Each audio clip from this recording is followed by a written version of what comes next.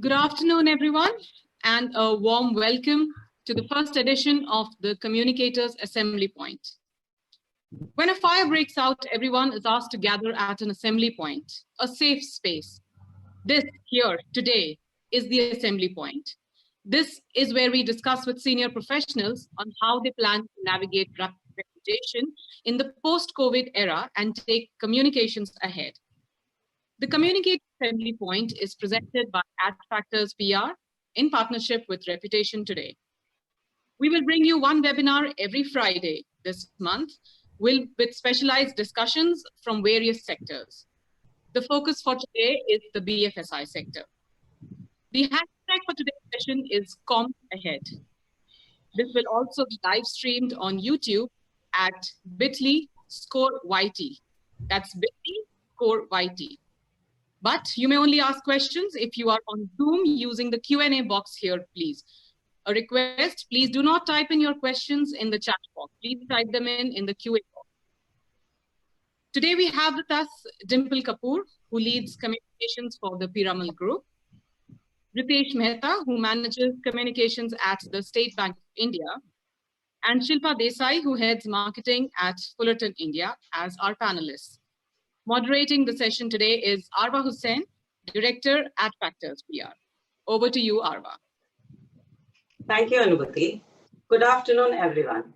On behalf of Adfactors PR, Reputation Today, and the banking and financial services practice that I represent, I welcome you to the first cluster-focused dialogue. There is a reason why we wanted to open this dialogue with the BFSI sector. These are unprecedented times. While we have successfully completed a 45-day lockdown regime, many thousand jobs have been wiped out. Several industries have also ceased to exist, some of them like the travel and tourism industry that we knew of. Government finances everywhere are stretched, whether it's an individual finance or corporate finance or public finance. There is an impending crisis everywhere. All these issues are likely to wash up on the shores of the BFSI territory. How does the sector assess the scale of some of these issues? Will there be massive defaults? Will there be issues on premium collection? It is certain that a new consumption trend is emerging. Will it simply alter the earlier consumption pattern? Will there be capex issues? There could be an impending demand on the credit. It would therefore be no exaggeration to say that the banking and financial services sector is today at the crossroads like never before. As communications panelists, what can we tell our management? What trends can we discern? What are the risky environments that we are in today, and how do we need to prepare ourselves? In this webinar, we want to engage an interaction on all these crucial factors that will take us ahead of the curve, and the BFSI sector should be the guiding light for the rest to follow. And on that note, my first question to the esteemed panelists here. Since the lockdown, if you could share your experience as communications professionals, what changed, what have you done, and what have you adopted? Shilpa, do you want to go first? Sure, and a big hi to everyone and a good afternoon. It's quite true that these times are unprecedented, and we've always seen that as life is reflected in our work, what we do at work is reflected in our life. And as an organization whose primary job is to serve retail customers, we are at the front end of all the impact of COVID happening. Let me share some quick insights in what we see in the past 45-50 days. The credit cycle typically tends to be extremely cyclical this time of the year, otherwise too, organically. So Jan, Feb, March, from a sales standpoint, usually peaks as in every organization, but the demand for credit sees a slow growth in the March, April, May periods historically. Now, if that's an organic trend, along with that, the fact that people are locked down and they're not able to manage day to day also has an overall impact on their demand for credit itself. So it's a double whammy. In addition, if you have periods of lockdown and people not being able to go out and work, and a large population of the self-employed segment which we serve also not being fully functional, topping that is the fact that the RBI extended moratorium for deserving customers. By design, it's going to make the entire credit market extremely sluggish. And like I started saying that, life reflects work and work reflects on life, we found a bigger opportunity to reach out to our people to tell them that, yes, we are very cognizant of the fact that, you're going through tiring times and it's really tough. And in every possible way, whether it's extension of your EMI dates via moratorium, providing them the ability and the facility to do that within the confined areas of their houses, reaching out to them saying that don't worry, everything that you need, we're there. So though we are technically not on the ground out there, we're all fully connected as far as our customers are concerned. And if all of you would have noticed in the past 40, 50 days, isn't it true that most of us are talking to people much more than we ever had in our entire life? It's also to do with the fact that at one level we are missing people around us, and I think the other level, this need to be constantly connected has become more severe or acute. And as financiers, we find that extremely prominent in this time. The more we reach out to our customers, and we are not wanting to sell, we're just wanting to tell people that we are with you, the more receptive they are to this conversation. About 30 days ago, when we have a very large rural base, almost 3 million customers there, and when we wanted to reach out through our relationship channel, we had a question saying that would people be averse to these conversations? Would they think that we're trying to sell? You will be surprised. They were so welcoming that there's someone wanting to check if you're doing okay. I think the degree of compassion, empathy, the fact that there are real, tangible initiatives being taken to ensure that people are okay in times which are not okay has been the biggest learning, and we continue to work on it. That's my perspective from an NBFC side. Thank you, Shilpa. What about you, Ritesh? You represent a very large bank. How has it changed? What have you adopted? What have you given up on? So, yeah, this is the biggest crisis of, at least for all of our lives, we would have ever seen in the last few times, and I think in the decades to come. As far as what we have adapted, see, as a bank, we have been always on the ground. Ours is one essential service where we'll have to go to the branches, we will have to serve the people, and at the same time, the norm of social distancing has to be followed. However, what we have adapted is, at least I can say from a bank's perspective, and I think that applies to all our personal life as well, we've been more empathetic in the kind of talk we do, in the communication we do with all of us individually, as well as with our customers, with our employees. We have a employee base of about 250,000 people, more than that. We would have never communicated in such an extent what we did in the last 30, 40 days. That's the kind of communication channel we have opened up. Even same stands for the customers. We do communicate to the customers on a regular basis, but again, the kind of communication channels we have opened up with the customers have never been thought of in the last so many decades. So some positives of the kind of COVID which we have never thought. Uh, as Shilpa was saying, the kind of response you get from the rural base, SBI is the largest rural base of customer, and the kind of response we have got from them also. We never expected such kind of response we will get from any of our customers. Social distancing, you walk into any of our branches at SBI in the normal course of time, and you would see a rush of people comparatively to to any other banks. But during such times, people have been very supportive. People have been understanding the problems, and the norms of social distancing or any other problems people have been understanding.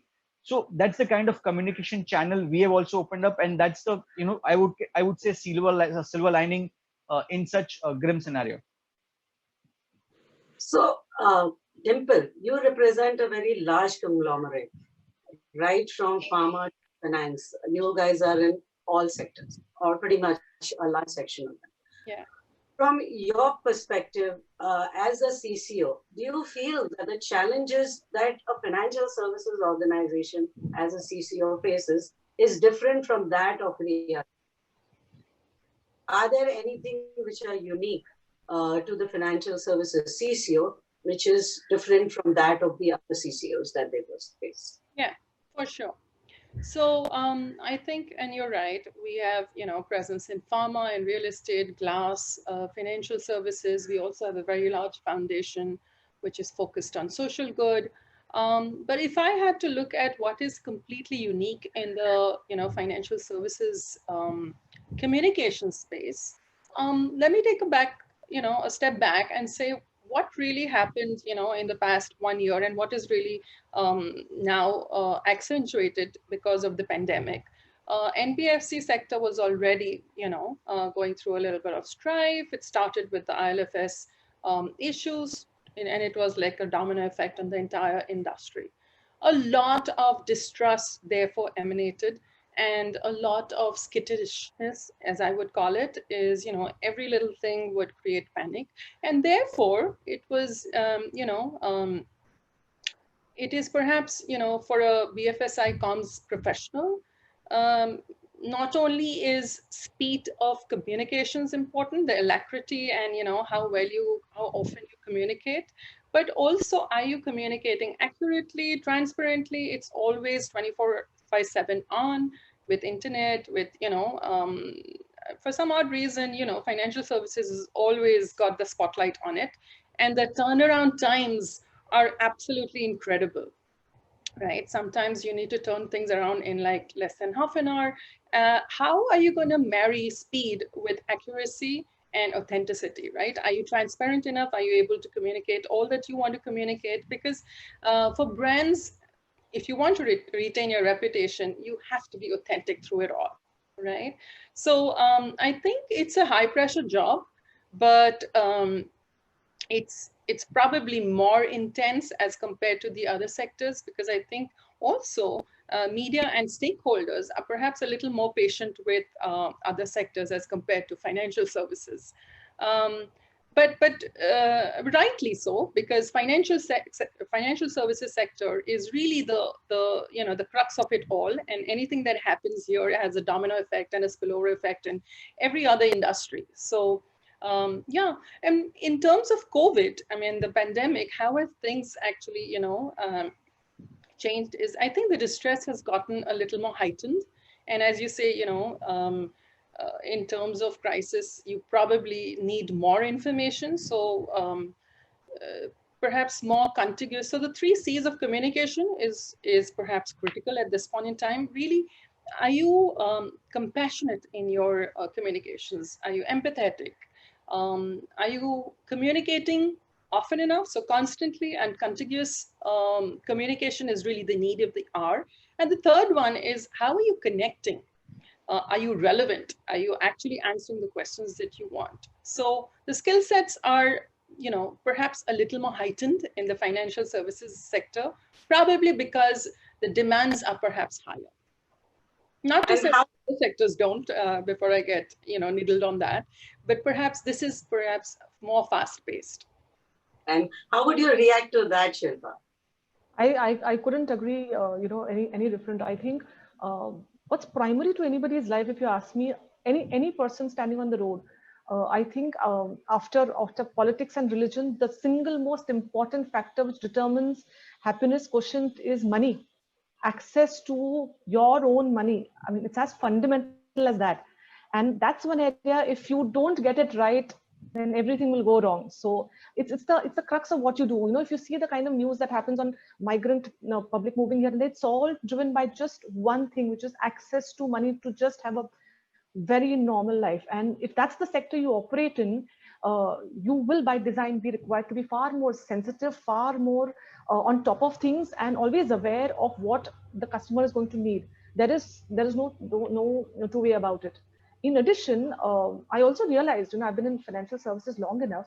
One is access to your money, but the bigger thing is also access to information about your money.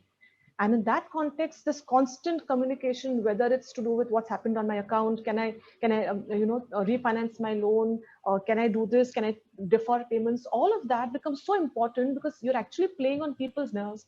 That the point that can I continue to service my loan, I have people at home, is going to be a very difficult job for a communication specialist to do, because most of the factors are beyond you. It's the ecosystem that has changed. Even within that, if you hold one of the key levers, which is access to funds, you have got to be far more deeper in the way you understand people's discomfort and are able to provide very tangible and, in my mind, material ways of allowing them to live life a little more comfortably than it currently is. So on that note, actually, Ritesh, I want to ask you, given that, you have such a large customer base, what gives you actually sleepless nights? Yeah, there are lots, but one thing which I would like to add to your previous question, which you were discussing with Dimple and Shilpa, what is one thing which, as a communication person of BFSI sector, is different from other sector? As a BFSI sector, we are continuously on ground there at the people. As far as my understanding goes, except for pharma, none of the organized sectors which are there on ground still fighting over, in the COVID. You know, over the COVID, and there are still people on the ground. About 10 lakhs of the banking sector employees are working every day, risking their own lives. So, as much as you communicate with your with media, with your customers, it is equally important to communicate with your employees, because at the crux of it, their safety is equally important as much as anybody else's safety is. Uh, what gives us sleepless nights? The same answer which I would like to again repeat. Safety of our employees and safety of our customers. Anything happening to any of our customers walking into our branches, or walking any employees walking into our branches, anything happening to them can give us a sleepless night, because that has a bearing on everything today we work. At the same time, if we are doing things in a more empathetic manner, we have to be very careful of what we're communicating. Any wrong communication can actually damage the whole reputation, and actually the work of our employees, which everybody is doing on day-to-day basis. Okay, this question is to all of you actually. So in our experience as BFSI leaders, we normally like to see messaging, and our narratives are not normally in the Economic Times or in the CNBC, the traditional media as we knew of. In the post-COVID world, will this get impacted? We have already seen some signs, but how do you see that going forward in the post-COVID world? This question is open to any one of you first, whoever wants to like to take it. Yeah, so I'll go first. I think, there is no doubt that communications platforms will absolutely go through transformation, because, as is true of any crisis, it is a catalyst for transformation and change, right? And very often for things that will perhaps be done more efficiently, more, in a better league. Having said that, brands like ET, CNBC, the kind of loyalty and trust that they have already with target audiences, I don't think you can actually replace that quickly.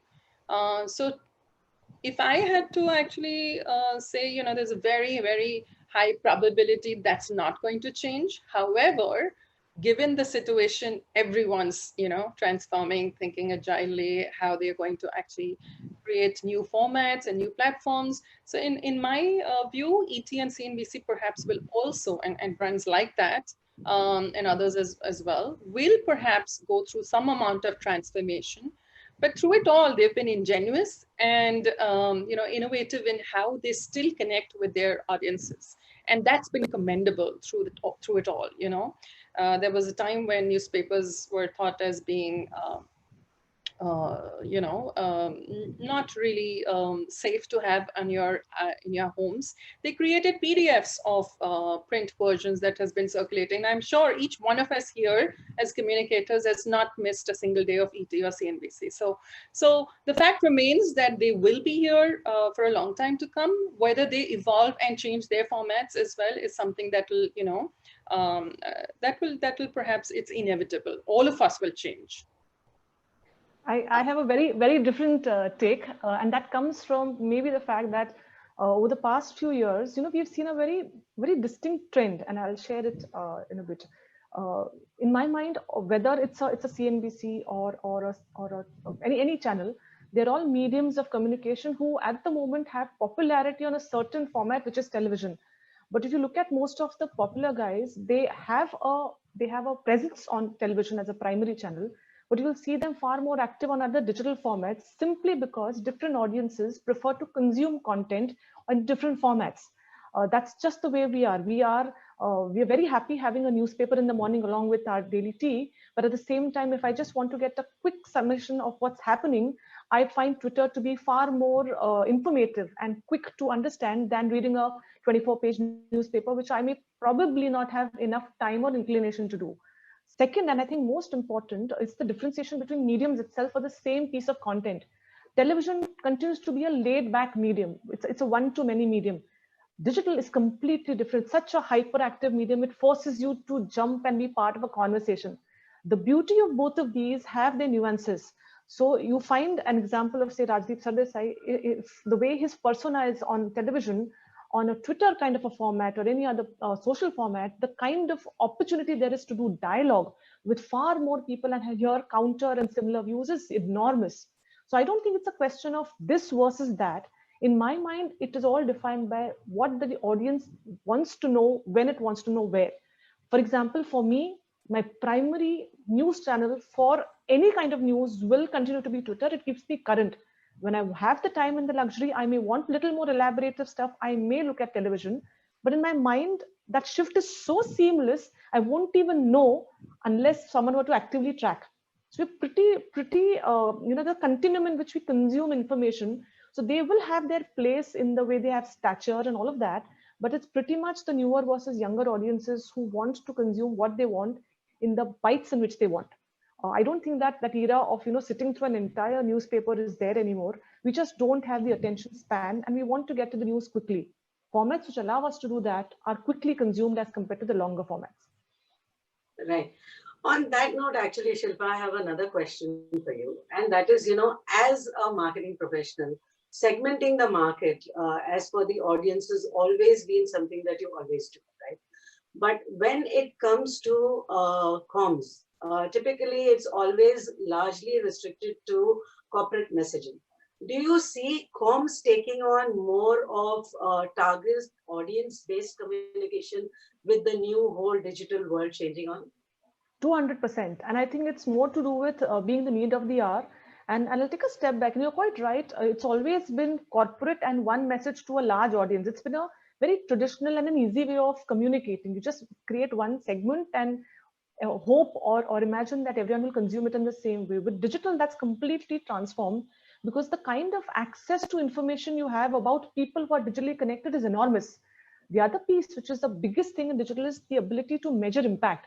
With both of these things, the ability to micro segment our audience and to cater different messages to different audiences, with the ability to measure impact and effectiveness, are extremely potent for you to define of your overall marketing money is what percentage of your money would you want to put into avenues that allow you to correct, measure, and maybe change gears to be able to suit the needs of the audience of today and tomorrow.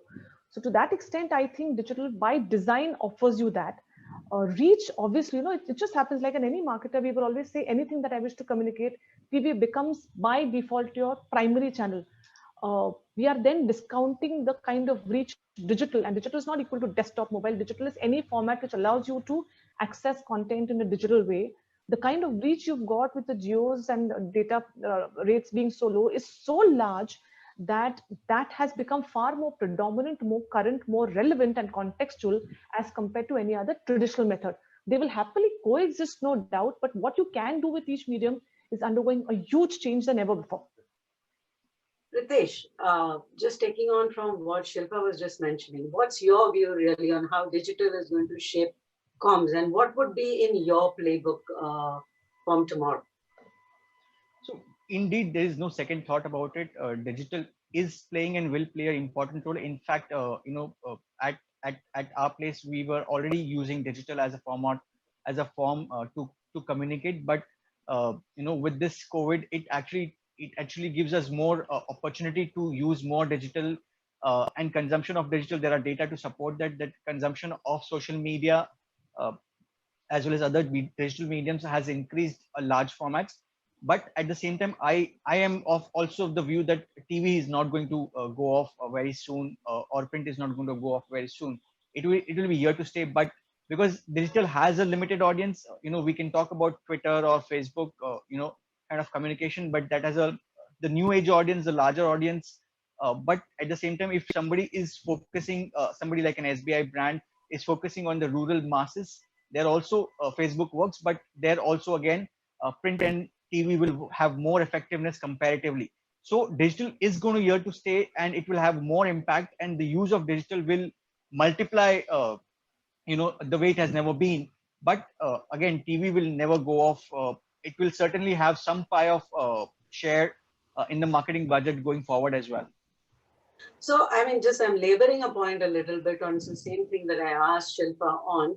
Do you feel that when, so far, comms has focused on corporate messaging, largely, do you see target audience-based communications as a new thing that the comms would take on? Is that question to me? Yeah. Do you think that corporate communications would also segment their communication basis the target audience? Definitely, yes. There is again, I mean, there's no doubt about that. We'll have to communicate our any kind of messaging by segmenting the audience, because and digital gives us that benefit to segment the audience in different formats, in different age groups, different. I can have a specific communication to a specific community or a specific geographical location or to specific age target age. And when we communicate at our bank, we have a large section of audience into different age groups, into different geographic location, into different uh, you know kind of people we communicate to. So that kind of helps us. But yes, we are doing more of a segment based communication, but at the same time right now currently more of brand communication by segmenting people into different communities, into different age groups, or into different targets audiences. So segment communication is something which we are definitely doing more after COVID. Yeah. Okay. And this question is again to all of you. Maybe Dimple and Ritesh, you may be having a view. I have a slightly different question for Shilpa. But today there is ad tech, health tech, martech, and the new word for the communications industry is the comtech. How are you and your teams adapting or adopting to comtech? Is that something that is going to come at the forefront, given that now digital is playing a huge role in the change that is happening? Is there any upskilling that as comms that we need to do that you believe that is required? Is my question actually. Yeah, I think, there's no two ways about it that digital is going to be completely integral to all kinds of communications, whether, whichever part of the stakeholder community you look at. And by the very definition of reputation, it's defined by the perception that stakeholders have of the organization. And if perception is to be driven by, communications, then you have to make it targeted and relevant. And digital actually provides the most relevant and hyper segmentation actually allows you to reach out to each stakeholder in a unique and actually in the speediest form possible. And like Shilpa also mentioned that when you target the same messages to different audiences, have different ways of consuming it, there's definitely no two ways about it that digital is here to stay. How are we actually evolving? And you're right, each one of us needs to go through, if we haven't already, go through a crash course on digital, because honestly, you have to understand what is going to actually work in the digital medium. Everybody's already on digital already. Nobody has actually been on mobiles as before, as compared to the COVID days, right? We're constantly on mobile. And an interesting fact in the last 1 month of lockdown actually is on LinkedIn, 13% increase in actually engagements have been due to the kind of posts, reshares, reposting things that have been actually happening in the industry, not just your own voice. And there's an 8% increase in the number of posts that each one of us has actually well, not each one of us, but most of the target audiences that they actually measured, there's an 8% increase in the posts, which means that increasingly, most of us are actually consuming information on digital medium. So no two ways about it. LinkedIn, Facebook, Twitter, all of the new, platforms. However, having said that, it's not enough to have a digital campaign on. I think the need of the hour, and that's where we as communications professionals will perhaps have a significant role to play, is what is the role, what is the story you're driving? What is the narrative you're driving? How is the corporate messages being integrated seamlessly into all of the digital campaigns? And then how are you measuring impact? Because now every dollar and every rupee that you spend has to be, has to show results. So I think there's going to be a lot more accountability. There's going to be a lot of data analytics to actually back all of those. Ritesh, your views. Yeah, upskilling has to be a process. It's a continuous process, and again, COVID has given us an opportunity to do that. With digital coming in, all of us need to do a crash course. As Dimple said, we will all have to do a crash course if already not done, on how digital functions and how digital marketing, the whole process, digital PR and digital marketing works. Uh, Having said that, digital gives us an opportunity to play with the content as well at the same time. When we're using print media or a TV format, for a for any kind of communication, it gives a limited opportunity or limited scope to play around with the content. We will have to have the same TVC, more or less across the channels, or same press release or same articles across, very limited scope. However, when we go digital, depending on the place, depending on the platform we are using, we can have and we can tweak our communication content, and that gives us an opportunity to be more, give us more messaging, and to be more kind of elaborate in the kind of communication we do. That also allows us space to do that kind of communication. So upskilling will have to be done. Comtech, as you said, will be a way forward for all of us as communicators, as an industry. And unless we kind of use that format, we won't be relevant anymore in the times to come. Before I open up for the floor for questions from our friends who have joined us, I wanted to ask the last question to the three of you. And that is, what would be the top 3 strategic priorities for the communications function in the financial services organizations over the next 3 months and over the next 12 months? Shilpa. So let me give you a perspective on my organization. This quarter has been tough for, as much as it's for customers, it's for lenders like us, and it's going to have an impact on not just our plans in terms of business, but on the way we look at our portfolio too. And personally, if you ask me, I see the role of a marketer not as a comms specialist, but as someone who is a face of the business to the outside world. And hence, the kind of stuff we do around comms, in my mind, it's a tool. It allows us to convert our objectives or goals as a business and translate that into what we can offer as services to our customers. In that context, if you just look at portfolio is not one homogeneous set. Different segments within our portfolio would have reacted differently to the current situation, which by design will demand us to have different marketing strategies to suit those audiences. Some of that work is already underway as we speak. So in my mind, it's not so much about communication, that is the last mile, but about working very closely with business to understand, as a result of what's happened, how has our portfolio changed? What can we as a business now continue to do as we did earlier? What is it that we can't afford to do anymore? It may not be economically viable. And what are the new segments which will emerge as a result of what's happened? And hence, in line with the strategy around business continuity, business growth, and biggest in my mind is protecting our portfolio. I think that's our primary role as a firm. And in that context, the role of a marketing team is how do we help business reach that goal better? For example, if our biggest objective today is to protect our portfolio, slicing and dicing the segments within that portfolio which contribute to higher revenues, those who are in the middle and those who are lower revenues, and what kind of nudges do we want to give to them to be able to drive the kind of behavior we want is my primary goal.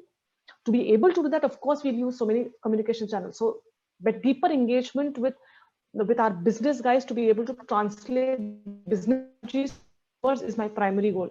Second is, this is a time when your brand strength gets tested. How are you seen as a firm, as a brand? And it's not what we say or what we do, it's what people on the ground experience. You may claim to be empathetic, you may claim to be compassionate. Is that translated to actual work done on the ground where people start seeing meaningful material work done. For example, one of the other functions I also manage is to do with CSR. Now, that is very tough to do as an implementation plan in this time of the year, knowing fully well that most of us are locked down.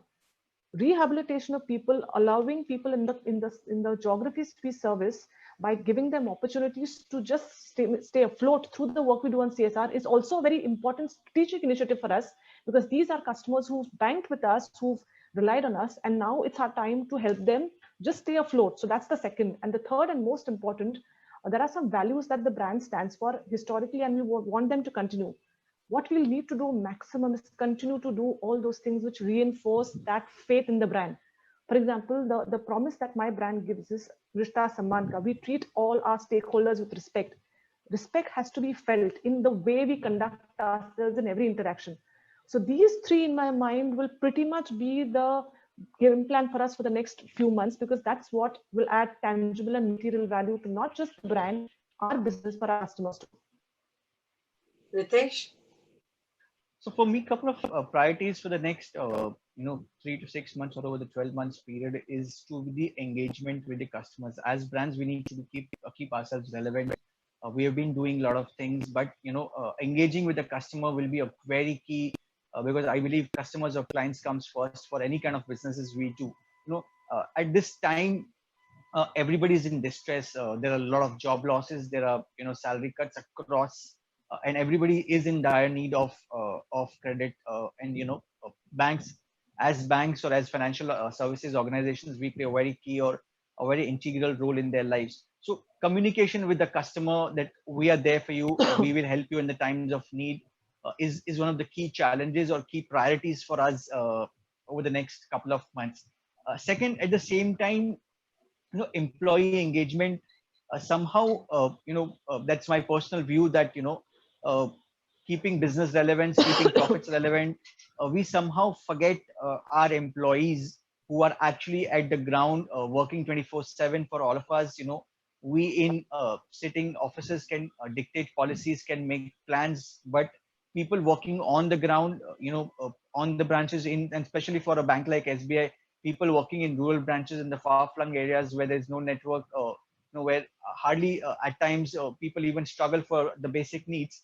So communicating with them on the same time is also equally important, and giving them a sense of messaging that okay, we are listening to you and we're there for you at the same time. So that's the kind of second priorities which we will have set in.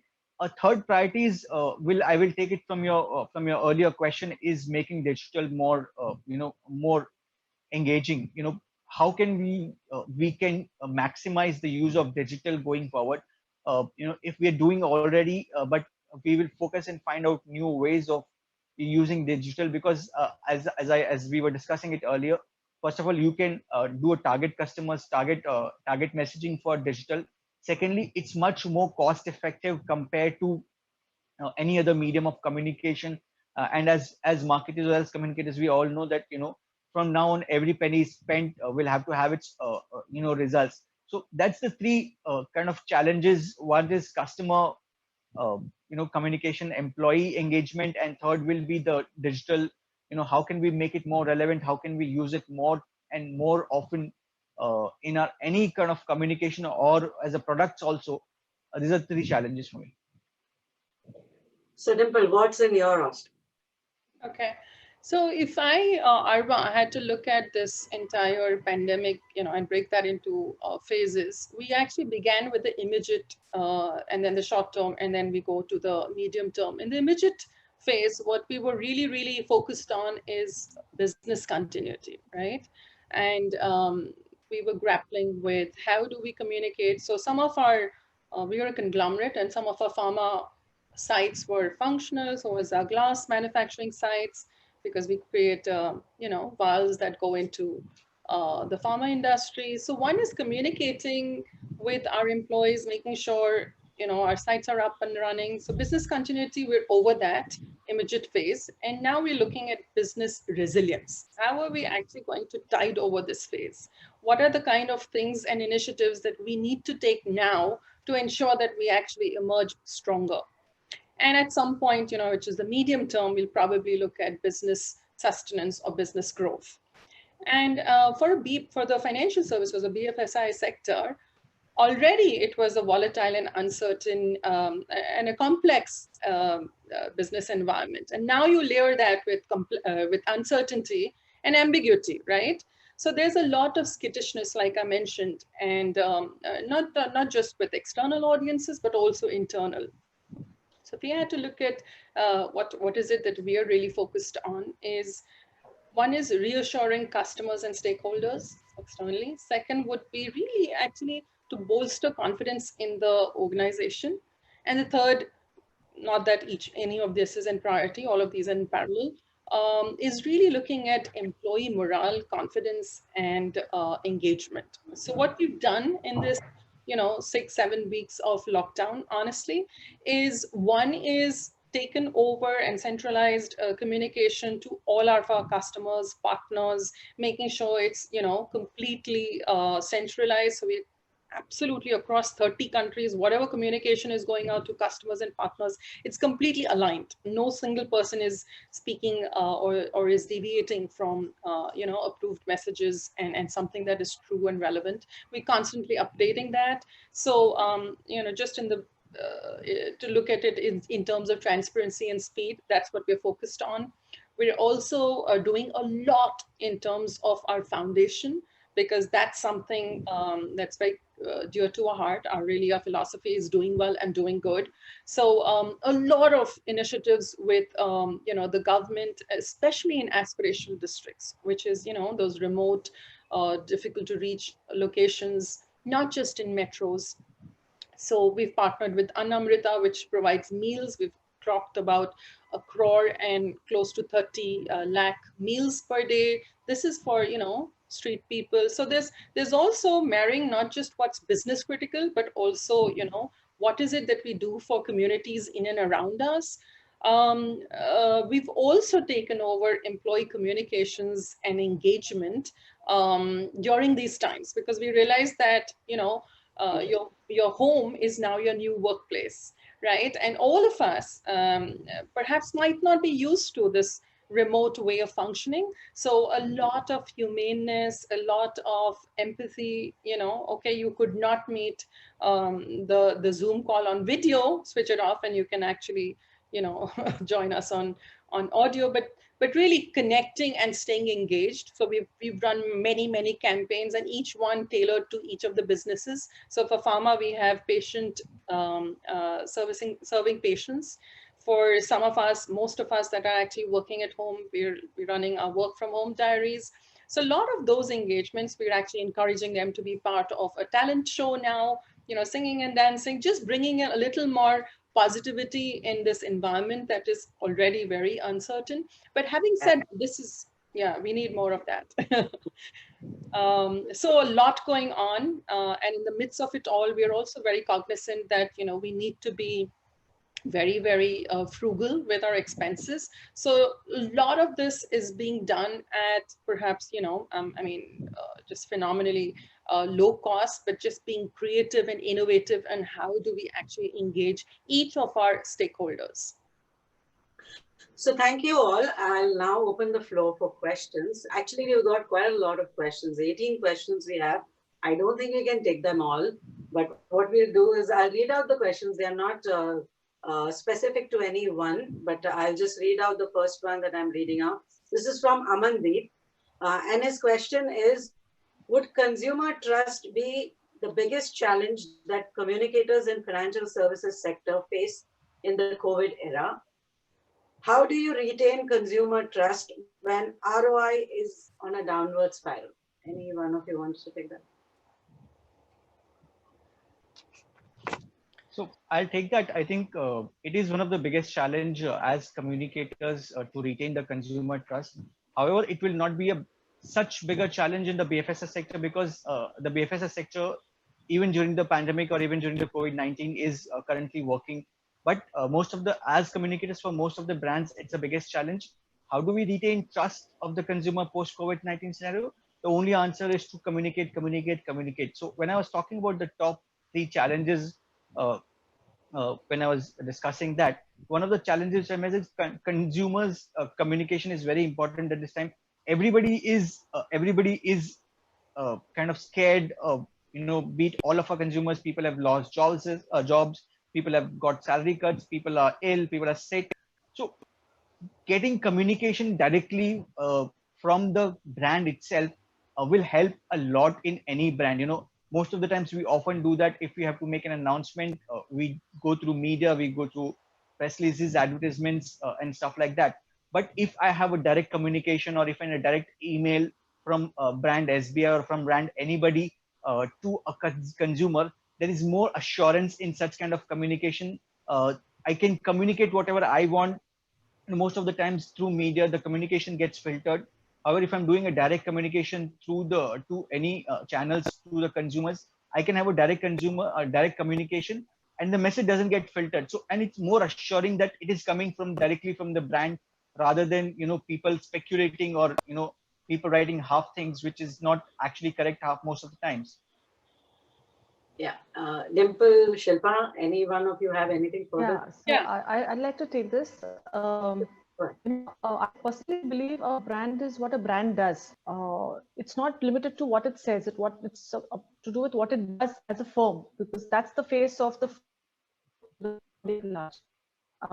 We have a very strong model in our rural business, which is what we call sell and collect, which is the same set of people who make a sale are the same set of people who collect. And because our rural business is so large and in absolute interiors, it's a typical man on the street who goes and collects. Now, in this time, that entire process has come to a halt because we are not really able to do all of that. In that time, when I mean that a brand is what a brand does, collections, as you can understand, you're trying to juggle between ROI on business and managing customer trust. This is the time where your becomes an important element, a part of running business, but you're also challenged in the way you're going to show empathy and compassion towards your customers, because they are in extremely tiring times. And then how do you manage this jugglery between managing your business goal and managing your customer goal? So that is something that we are very, very, very careful in the way we tread. For example, yes, communication is important, but what kind of policies which are customer friendly, which will see us or see customers feeling real value out of association with us. That for us is very primary. For example, a significant portion of our customer base, if they're not in a position to service their existing loans, how are we making them available options so that they can defer it? How are we using communication channels for them to know for them to opt in for that? And how do we ensure that their own loans are repurposed? Now, that is as much a job for communication as it is for policy itself. So when you start putting very tangible initiatives in the way we manage, I'll give a simple case. The scripts that we use for the front line just to be able to make a conversation with our customers are nothing to do with sales or collections. It's a conscious choice, because at this time we know our customers are going to be extremely discomforted and not in a comfortable state. How do we ensure that they feel that, look, we know you're in tough times and we are with you. We just called to say how well you're doing. Of course, it has a direct impact on the way we look at our portfolio, but that's the trade-off I'm talking about. There are some set of customers who can afford to continue to pay. There are some set of customers who can't. Who do you reach out to? What do you say? And how do you ensure continue to them? Is one of the biggest things that we ourselves put a lot of time and effort on. And I think this is what will continue to build trust. It's what we do rather than what we say.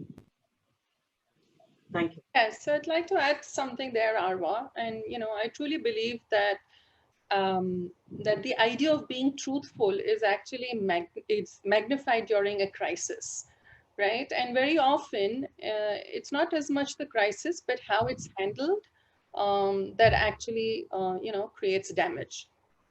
And when we talk about corporate reputation, also crisis occurs very often when there is a violation of stakeholder expectations. And what could these be? For example, products must not harm us, right? Or if you borrow from a bank, you must pay it back. You must make your repayments on time.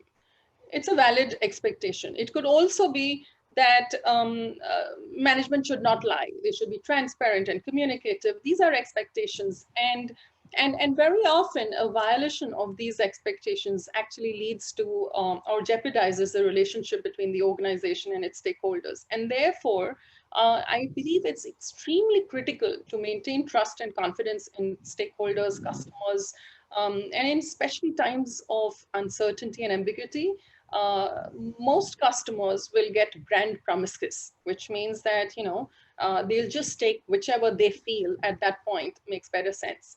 And therefore, it's important to actually reiterate confidence in not just the company and its products, but the ethos and what it stands for.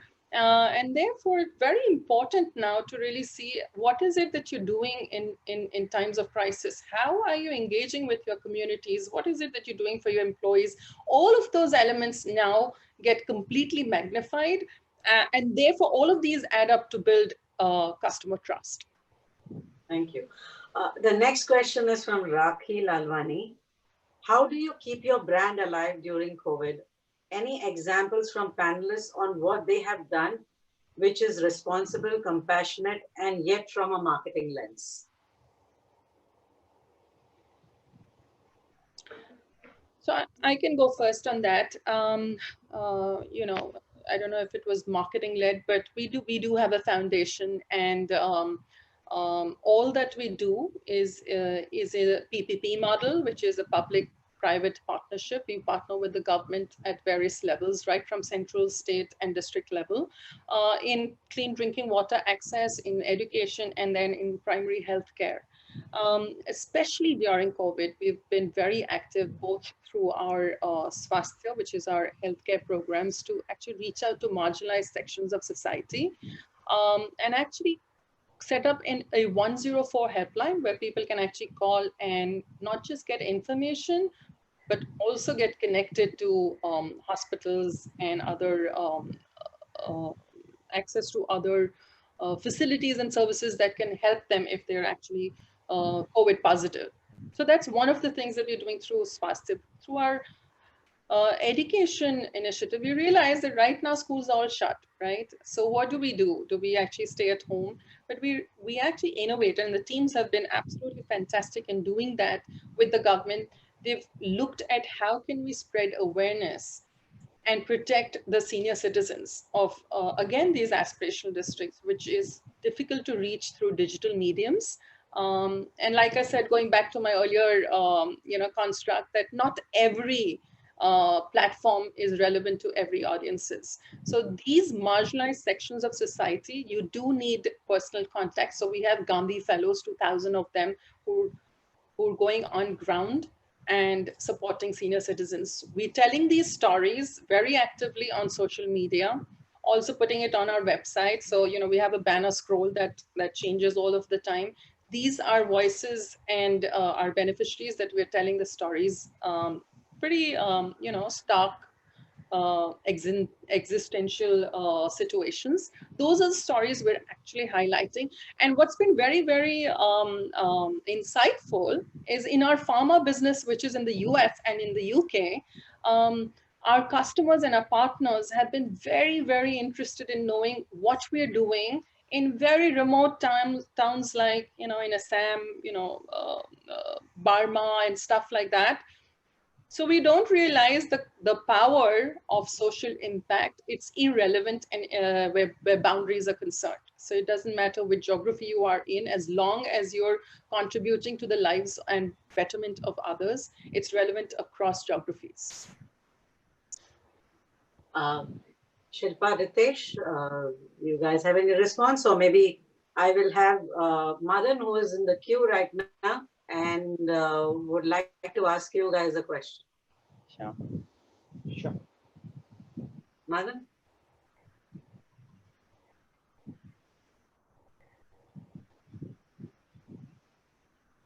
And the client, PR agency and the client change in the near future, post-COVID future, what would be your new, let's say, expectations from a PR consulting firm that is partnering you?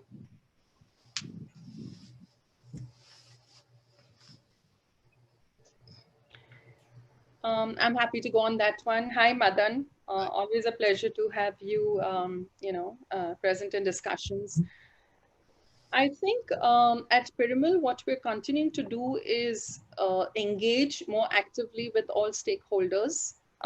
So in terms of PR agency support, I believe now we're probably going to work even more cohesively with the agency in finding different paradigms and different constructs of reaching to different stakeholders. It's going to be even more hyper segmented, more regional, more personal, and we probably will have many campaigns going on at the same time.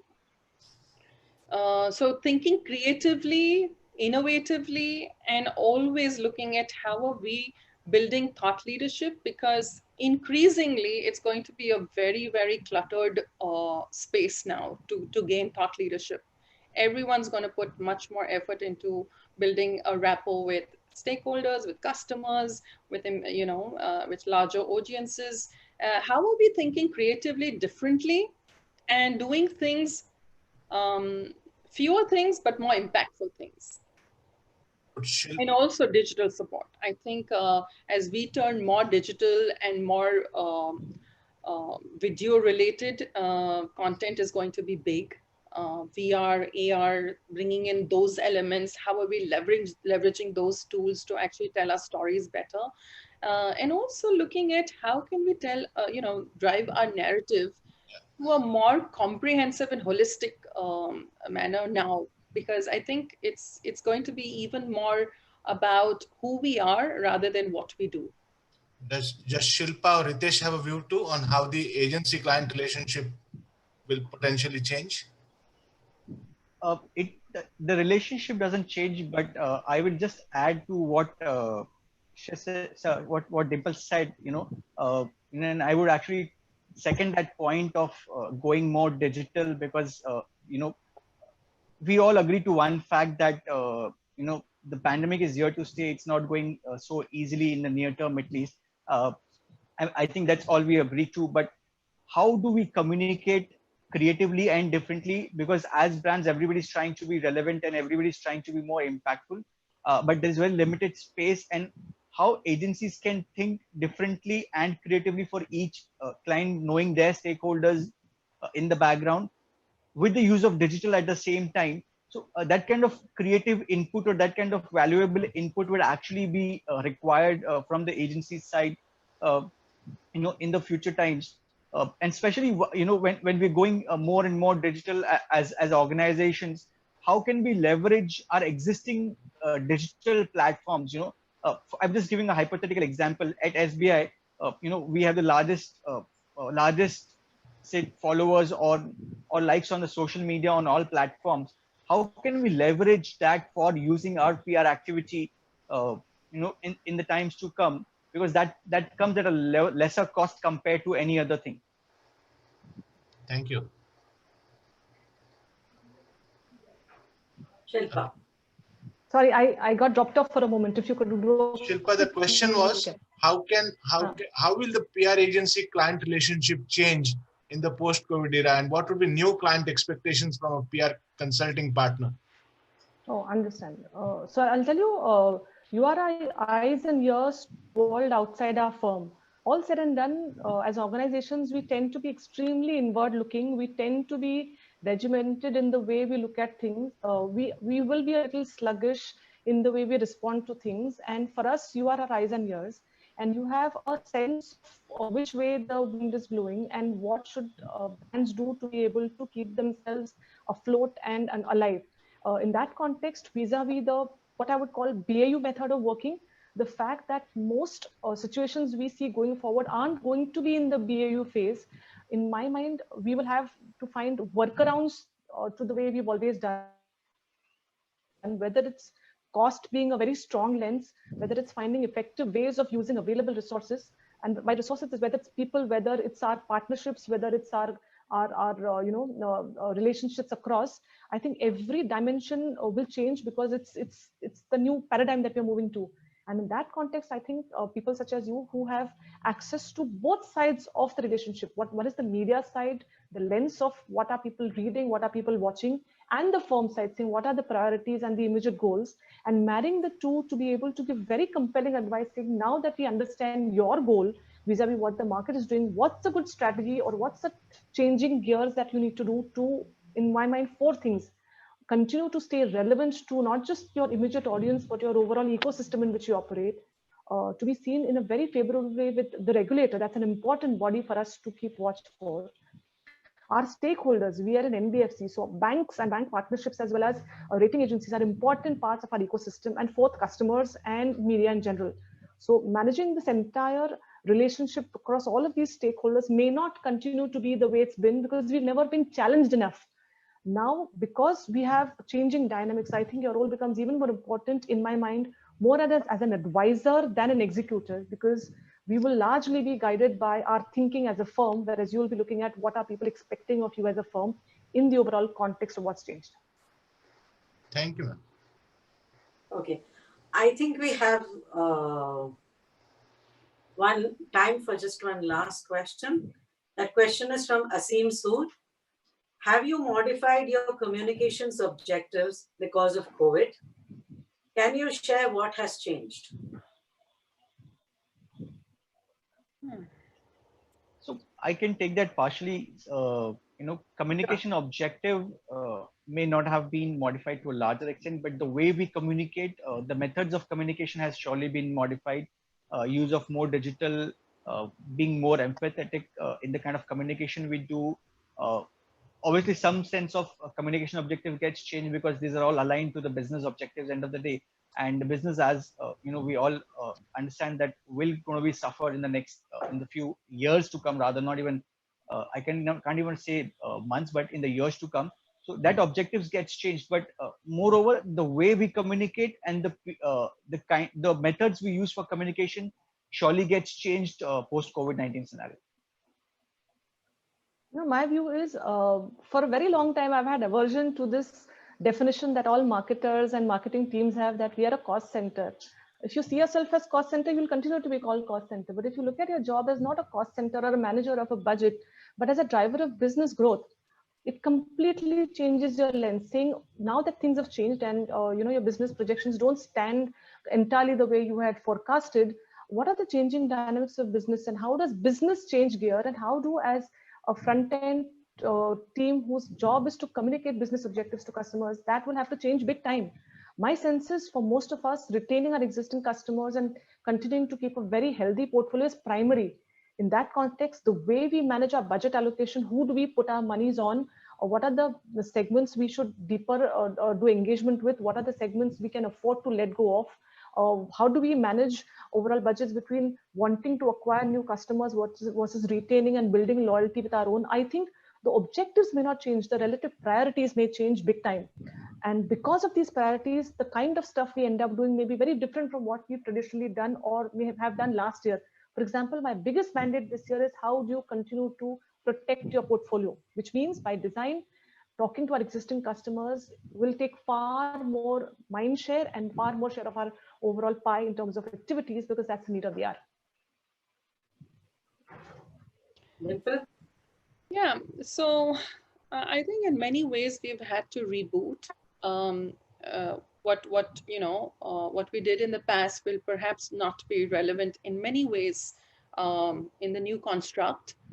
So a lot of our, we've all, I think, irrespective of which industry, we've all have had to go through, budget cuts. So we're getting more nimbler, cannot do on-ground events. So our objectives have been, like I said, to retain focus on business resilience. Perhaps, not so much in the past. It was all, hunky-dory. We were all, in the state of bonhomie and exhilaration. But, hey, what? There's a reality check that I think all of us have had to, been forced to go through. And I think it's a good thing.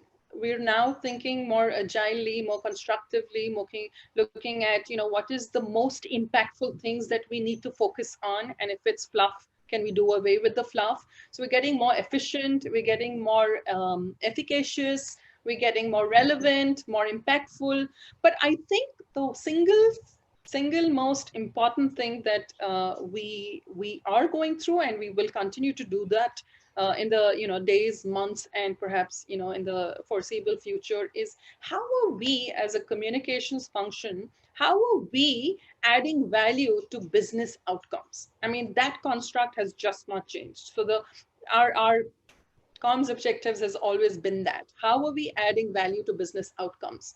So yes, extraneous factors have changed, environment has changed, companies have changed, and individuals have changed, right? But that construct has not. So communications objectives will perhaps, not go through a drastic change, but what we do, what are those business outcomes that we're now chasing, have completely and dynametrically actually undergone huge change.